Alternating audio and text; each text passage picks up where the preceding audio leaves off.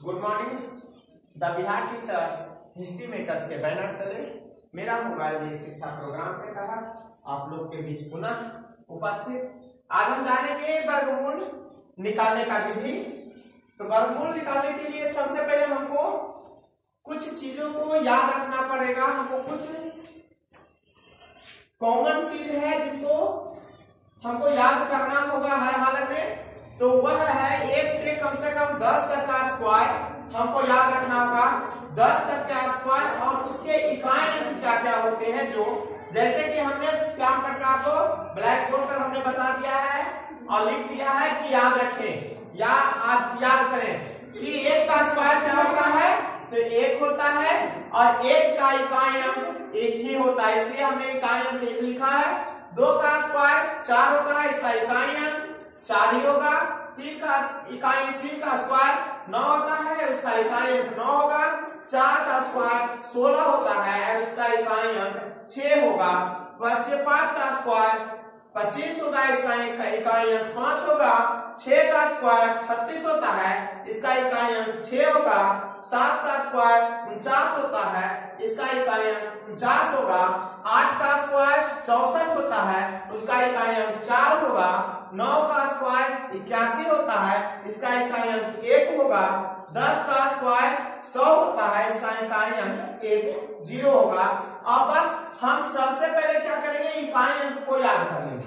अब हम वर्गमूल की ओर चलेंगे कि मान लिया जाए हमको कोई व्यक्ति हमको कहा कि 121 का वर्गमूल निकालिए। हम सबसे पहले वर्गमूल निकालेंगे। तो हम क्या करेंगे, जो मेरा इकाई साइड है उस तरफ से हमको 2 अंकों को कॉमन कर लेंगे और 2 अंकों को जब चिन्हित करेंगे तो 2 अंकों का इसमें से इकाई अंक देखेंगे क्या है। तो इकाई अंक मेरा हम देखते हैं कि इसका इकाई अंक 1 है, तो हम मिलान करेंगे कि हमने जो लिखा था 1 से 10 तक में किस किस संख्या में का इकाई अंक 1 है। तो हम देखते हैं, तो 1 का इकाई अंक 1 होता है और 9 का इकाई अंक 1 होता है। तो हम सबसे पहले 1 और 9 लिखेंगे। अब शेष बचा मेरा 1, जो शेष 2 संख्या को जबकि हम पहले हमने चिन्हित कर रखा था, अब जो बचता है वह 1 बचता है। एक संख्या जो कौन है वह 1 है। अब हम 1 का स्क्वायर देखते हैं, तो 1 का स्क्वायर क्या होता है, 1 ही होता है। हम 1 का स्क्वायर से जब हम के तरफ से जाते हैं तो 1 होता है, तो और यह 1 ही 1 और 1 को कटाते हैं तो कट जाता है, तो इसीलिए आसानी से हम इसको 1 और 1 लिखते हैं। तो मेरा अब जो है यह 121 जो होता है वह 11 का स्क्वायर हो सकता है या 19 का, परंतु अब हमको देखना है कि यह 121 11 का है या 19 का। बस यही दोनों हो सकता है, 12 नहीं हो सकता है, 13 नहीं हो सकता है, 14 नहीं हो सकता है, कोई भी नहीं हो सकता है, परंतु जिसका इकाई अंक 1 या 9 होगा उसी संख्या का यह वर्गमूल होगा।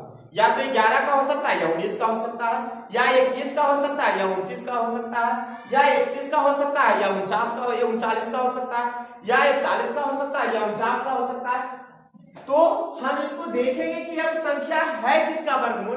तो सबसे पहले यह देखेंगे कि यह संख्या जो मेरे पास 2 संख्या आया है दार्शनिक प्रणाली के अंतर्गत में से हम चाहेंगे कि यह दोनों है किसके नजदीक, 10 के नजदीक है या 20 के नजदीक है या 30 के नजदीक है या 40 के नजदीक है या 50 के नजदीक है। तो हम पाते हैं कि 11 जो है 10 के नजदीक है, तो 10 का स्क्वायर कॉमन होता है, निकालना आसान होता है, इसलिए 10 का स्क्वायर हम देखते हैं 100 होता है।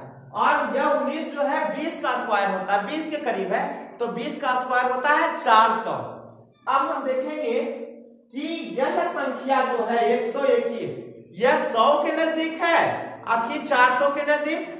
तो हम पाते हैं यह 100 के नजदीक है और 100 के नजदीक है, तो इसका मतलब है 100 का स्क्वायर, 100 किसका स्क्वायर था, 10 का, और 10 के नजदीक कौन था, तो 11, इसलिए यह जो मेरा वर्गमूल है 11 का है। दूसरा है, इसको हम भाग विधि के द्वारा भी अलग कर सकते, बना सकते हैं कि इकाई अंक के तरफ से हम दो संख्याओं को पहले कॉमन ले लेते हैं, शेष बचता है उसको हम भाग देते हैं। तो एक आया, एक को हम एक से भाग दिए तो ये कट गया, शेष कॉमन दो अंक को हम लेते हैं। एक बार वर्गमूल में यही अंतर है कि वर्गमूल में जब भी हम किसी संख्या को नीचे उतारेंगे क्रम चरणबद्ध तरीके से, तो हम दो संख्या को ही उतारेंगे। भाग में हम एक संख्या को उतारते थे, यहाँ दो संख्या को, तो 21 हमने दोनों को उतार दिया, 21 को उतारा।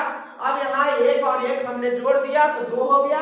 अब 21 को भाग देने के लिए 2 के बाद हम कौन सी संख्या लगावें कि 21 पुनः कट जाए। तो हमने देखा कि यहाँ अगर हम 1 बैठा देते हैं तो ये 21 हो जाता है, अर्थात एक बार हम लगाते हैं तो यह आसानी से कट जाता है। तो हमने 1 लिखा और 1 से गुना किया, 1 हमें 1 और 1 दूनी 2, तो यह हमने पाया 21 आ गया।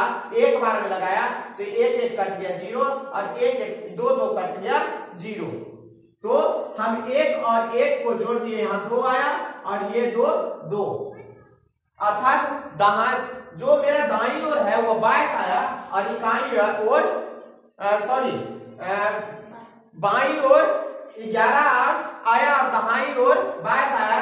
तो मेरा जो वर्गमूल होगा, जिस भी संख्या का वर्गमूल निकालना है होगा, तो हम भाग विधि से जब निकालते हैं तो मेरे बाईं ओर वाली संख्या को हमको वर्गमूल में लेना है। तो ये मेरा 121 का बाईं ओर कौन सा संख्या आया, 11 आया, तो यह संख्या का 121 का वर्गमूल जो होगा वह 11 होगा। तो इस प्रकार से हम आसानी के साथ वर्गमूल को निकाल सकते हैं।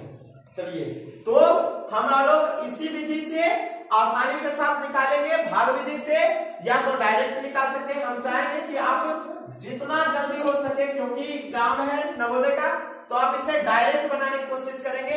इसको हम 2-3 बार और रिपीटेशन कराएंगे, 2-3 बार लेकर और उपस्थित होंगे।